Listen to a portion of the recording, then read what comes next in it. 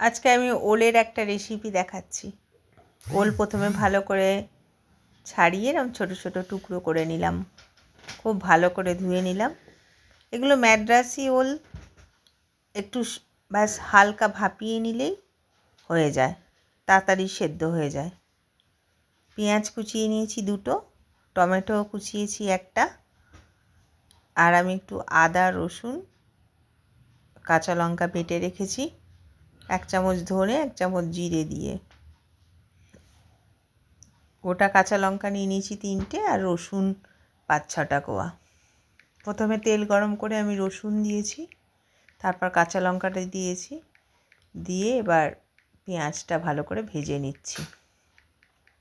পেঁয়াজ ভাজা হয়ে গেলে আমার একটু খাসির মাংসের কিমা ছিল, অল্প একটু ওটা দিয়ে দিলাম, আর বাটা মশলাটা দিয়ে দিলাম। রঙটা ভালো হওয়ার জন্য একটু কাশ্মীরি শুকনো লঙ্কার গুঁড়ো দিয়েছিলাম। মশলা কষানো হয়ে গেলে টমেটো দিয়ে দিলাম, আর ওলটা হালকা ভাপিয়ে নিয়েছিলাম নুন দিয়ে, ওলটা দিয়ে দিলাম। এবার হালকা আঁচ করে আমি কষিয়ে নেব খুব ভালো করে।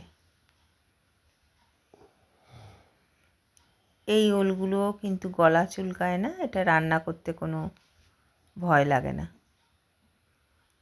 অল্প একটু ভেজে নিলে কিংবা অল্প একটু কষিয়ে নিলেই হয়ে যায়। মশলা কষানো হয়ে গেছে, এবার আমি অল্প জল দিয়ে দিলাম। এবার খানিকক্ষণ ঢেকে ঢেকে রান্না করব। ওলটা আমার খুব ভালো সেদ্ধ হয়ে গেছে, আর একটু ঝোলটা আমি টানিয়ে নেব। এটা মাখা মাখা হবে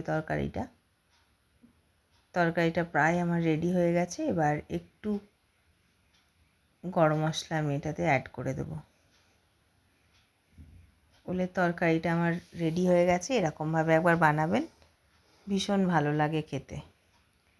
এমনিতে চিংড়ি মাছ দিয়ে আমরা সাধারণত এটা বেশিরভাগ খাই, তো এরকম একটু কিমা দিয়ে বানিয়ে দেখবেন, ভীষণ ভালো লাগবে।